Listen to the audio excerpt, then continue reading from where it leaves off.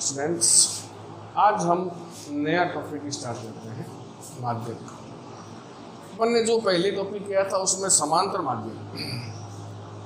माध्य किया था, प्रत्यक्ष विधि से मतलब साधारण विधि से, दूसरा कल्पित माध्य से समांतर माध्य, और तीसरा पद विचलन विधि से समांतर माध्य। इन तीनों के प्रश्न बहुत कर लिए अपन ने। अब उसके बाद भी अगर आपको समझ में नहीं आ रहा है तो आप अवश्य हमसे पूछ सकते हैं। जो भी समस्या आ रही है, जहाँ भी समस्या आ रही है, x निकालने में समस्या आ रही है, या d ज्ञात करने में समस्या आ रही है, या a ज्ञात करने में समस्या आ रही है, u1 ज्ञात करने में समस्या आ रही है, कोई भी समस्या आ रही है तो आप हमसे अवश्य पूछें, क्योंकि इस चैप्टर का सवाल बोर्ड में 6 नंबर का आएगा। आपको इस चैप्टर का सवाल बोर्ड में 6 नंबर का आएगा, और बहुत ही इजी चैप्टर है। अगर ये सवाल सही हो जाता है तो 6 नंबर अपने आराम से ही प्राप्त कर सकते हैं। तो इसलिए आज नया टॉपिक, इसी चैप्टर का नया टॉपिक शुरू करते हैं। टॉपिक का नाम है माध्यक।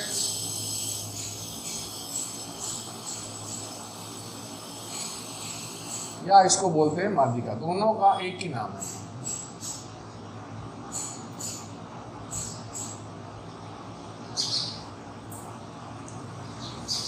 माध्यक कह दो चाहे माध्यिका कह दो, एक ही बात है। इसमें सबसे पहले क्या करना है, ध्यान रखो, सबसे पहले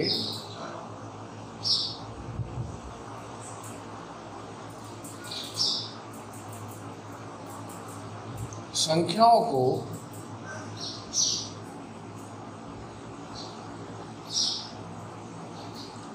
आरोही क्रम में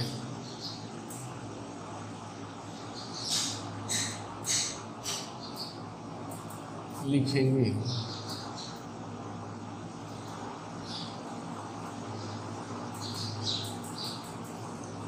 सबसे पहले संख्याओं को आरोही क्रम में लिखना है। सबसे पहले संख्याओं को आरोही क्रम में लिखना है।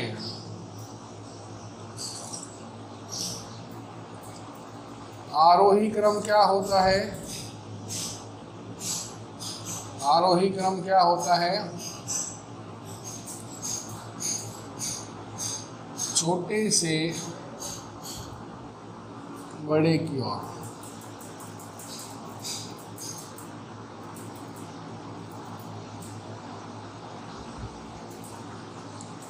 आरोही क्रम क्या होता है? आरोही क्रम होता है छोटे से बड़े की ओर।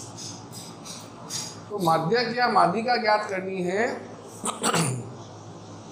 तो सबसे पहले यही कार्य करना है आपको कि संख्याओं को आरोही क्रम में लिखना है। इसमें लिखना है आरोही क्रम। आरोही क्रम क्या होता है? आरोही क्रम छोटे से बड़े की ओर होता है। टॉपिक शुरू किया है, समझ में आ जाएगा शुरुआत में, बहुत आसान टॉपिक है। तो सबसे पहले क्या करना है, संख्याओं को आरोही क्रम में लिखना है। ध्यान रखना, सबसे पहले संख्याओं को आरोही क्रम में लिखना है। आरोही क्रम क्या होता है? आरोही क्रम छोटे से बड़े की ओर होता है। आरोही क्रम क्या होता है? आरोही क्रम छोटे से बड़े की ओर। उसके बाद देखना है आपको n।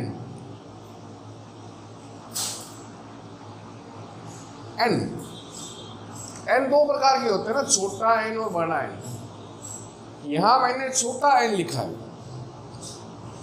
छोटा n कब आता है?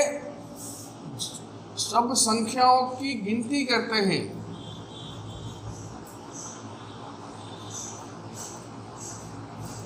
जब संख्याओं को गिनती करते हैं, जब संख्याओं की गिनती करते हैं तो छोटा n आता है। और बड़ा n कब आता है?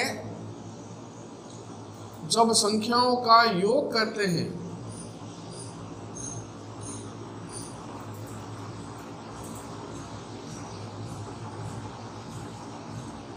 ये बहुत ही ध्यान रखने की बात है। बहुत ही ध्यान रखने की बात है, छोटा n बड़ा n। छोटा n कब लगाते हैं? जब संख्या को गिनते हैं। जैसे एक कमरे के अंदर 10 किताबें बड़ी है, तो हम किताबें बड़ी है बहुत सारी, हम उसको गिनेंगे, तो 1 2 3 4 5 6 कितनी किताबें गिन रहे हैं उनको। जब काउंटिंग होती है, संख्याओं की गिनती होती है, काउंटिंग करते हैं, उसमें छोटा n काम में लेते हैं। लेकिन जब संख्याओं का योग करना होता है, संख्याओं को जोड़ना होता है, तब क्या करते हैं उनको, जब बड़ा n काम में लेते हैं। आगे बात समझ, छोटा n बड़ा n। तो यहाँ पर अपने को छोटा n काम में लेना है। n बराबर सम संख्या, यदि n जो है वह सम संख्या हो, n है वो क्या हो, सम संख्या। अब सम संख्या क्या होती है?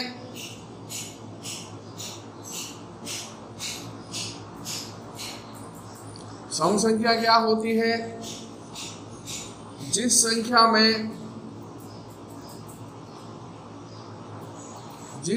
में 2 का भाग पूरा पूरा जाता हो।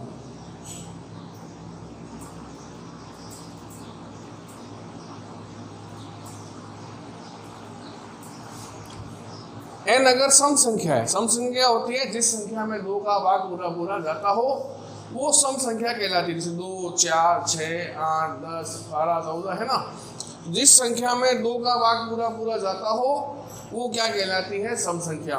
n अगर सम संख्या है, n अगर क्या है, n अगर सम संख्या है, तो n अगर सम संख्या है तो कैसे करोगे? माध्यक m क्यों लगाते हैं? क्योंकि इसको मीडियन बोलते हैं। क्या बोलते हैं इसको? Median, mean. पहले अपन ने मीन किया था, मीन था समांतर माध्य। मीन क्या था? समांतर माध्य। m आता है उसमें भी, इसमें भी हम लिखते हैं। m क्या होता है इसमें? मीडियन। क्या होता है इसमें? मीडियन। तो माध्यक m बराबर क्या हो जाएगा? जब सम संख्या हो,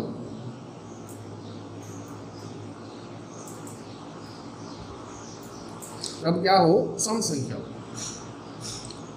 n बटा 2 वापद प्लस n बटा 2 प्लस 1 वापद बटा 2। ये कब लगाना है? जब सम संख्या हो। n बटा 2 वापद प्लस n बटा 2 प्लस 1 वापद बटा 2। अब यहाँ ध्यान रखना, यहाँ प्लस 1 है वो n बटा 2 के बीच में है, यहाँ प्लस 1 है वो कहाँ है? n बटा 2 के बीच में। जैसे यहाँ पर n 10 आ गया मान लो, तो पहले 10 में 2 का भाग लेना पड़ेगा। कितना आएगा? 5 आया, उसमें 1 जोड़ना पड़ेगा। ये n ऊपर n प्लस 1 है वो n के साथ में नहीं है और 2 के साथ में, दोनों में नहीं है, ये दोनों के बीच में है। यहाँ पर है दोनों के बीच में। तो यहाँ पर पहले भाग दोगे और भाग देने के बाद जो संख्या आएगी उसमें 1 जोड़ना पड़ेगा, ना कि जोड़ना है पहले 1। ये ध्यान रखना, गलती मत करना इसमें। तो क्या होगा? n बटा 2 वापद प्लस n बटा 2 प्लस 1 वापद बटा 2। इस तो किसका आएगा? जब माध्य ज्ञात करना, जब सम संख्या हो। क्या हो? जब सम संख्या। अब बात करते हैं विषम संख्या की। n क्या हो? n विषम संख्या हो।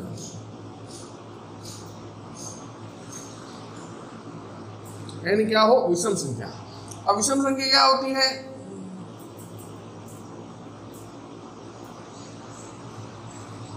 विषम संख्या जिस संख्या में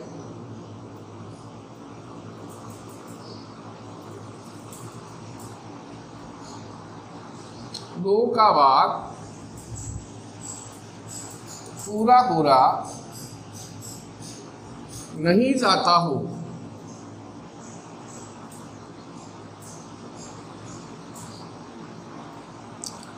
जिस संख्या में 2 का भाग पूरा पूरा नहीं जाता हो वो क्या कहलाती है? विषम संख्या कहलाती है। सम संख्या क्या कहलाती है? जिस संख्या में 2 का भाग पूरा पूरा जाता हो वो सम संख्या, और जिस संख्या में 2 का भाग पूरा पूरा नहीं जाता है वो विषम संख्या कहलाती है। अगर सम संख्या है तो क्या करोगे? n बटा 2 वापस प्लस n बटा 2 प्लस 1 वापस बटा 2। लेकिन अगर विषम संख्या आ गई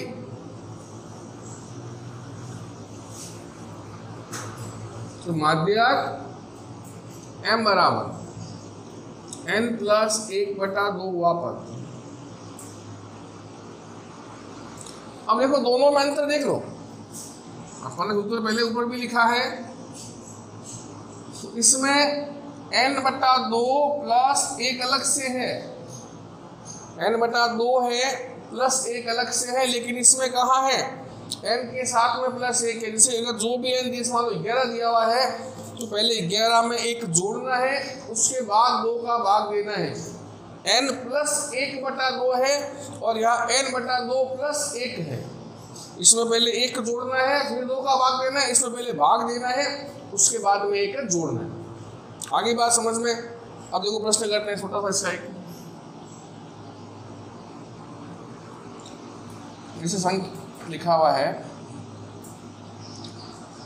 3 9 5 7 11 13 का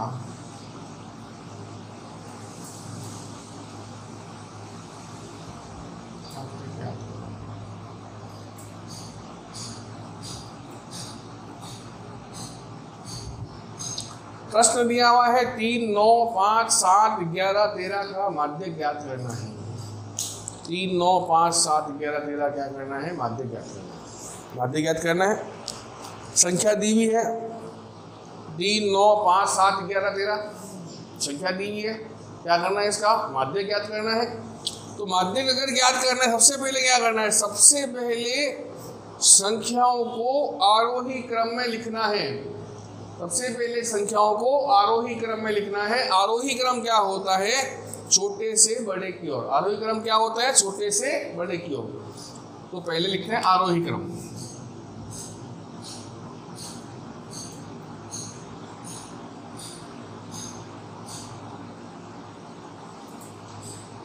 आरोही क्रम।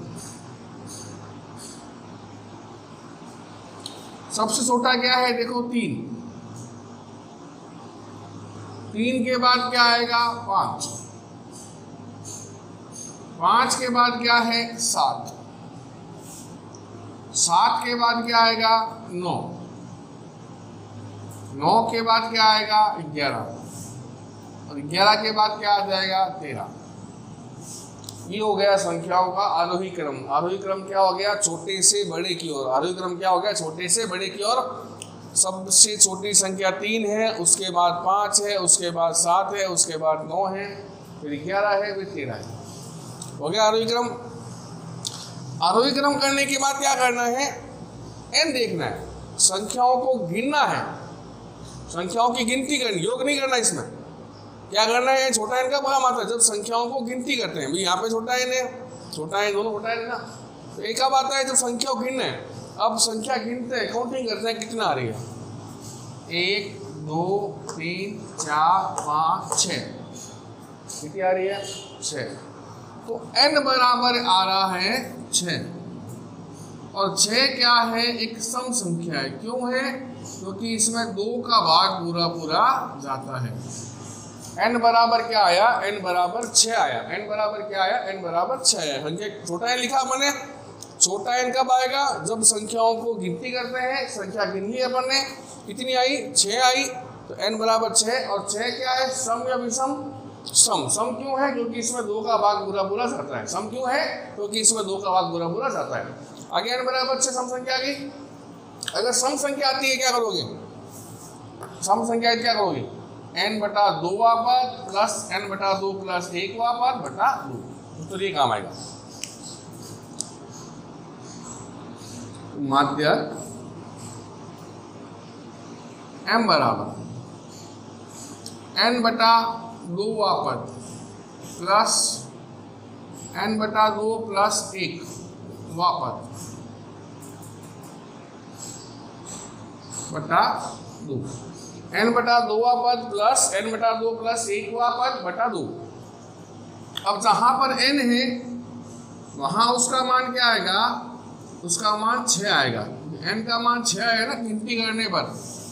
जहां पर n है वहां उसका मान क्या आएगा? जहां n है उसका मान 6 आएगा। तो n बटा 2 पद है तो यहाँ आएगा 6 बटा 2 पद, 6 बटा 2 पद प्लस n बटा 2 है तो 6 बटा 2 कर दो प्लस 1 लगा दो वहाँ पर बट्टा क्या लगा दो 2। तो पहले भाग देना है, क्या रखना, पहले भाग देना है। m बराबर क्या हो जाएगा, 6 में 2 का भाग दो 3, 3 वापस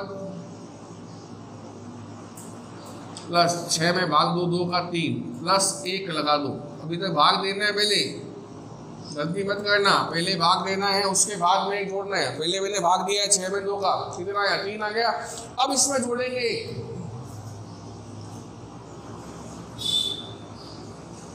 तो 3 वापस 3 और 1 4, 4 वापस बटा 2, 3 वापस प्लस 4 वापस। अब इस सवाल में देखो तीसरा पद कौन सा है, चौथा पद कौन सा है, तो 1 2 3, तीसरा पद ये रहा, 3 वापस ये रहा और 4 वापस ये रहा, 3 वापस और 4 वापस। तीसरा पद क्या है, चौथा पद क्या है, अब इन दोनों का मान रखना है। तीसरा पद क्या है, चौथा पद क्या है, मान रखना है उसका। तीसरा पद क्या आया, तीसरा पद 7 आया, चौथा पद क्या है, चौथा पद 9 आया। बट्टा क्या लगा दो, 2 लगा दो, दोनों को जोड़ लो, 9 7 16 बटा 2 कर दो, 16 बटा 2 कितना आया 8। तो माध्यक m बराबर कितना आया 8। ये हो गया अपने सम संख्या से प्रश्न। अब कल करेंगे तो उसमें विषम संख्या का प्रश्न अवश्य करेंगे। आज के लिए इतना ही। इसको समस्या कोई आ रही है पूछ सकते हो। धन्यवाद।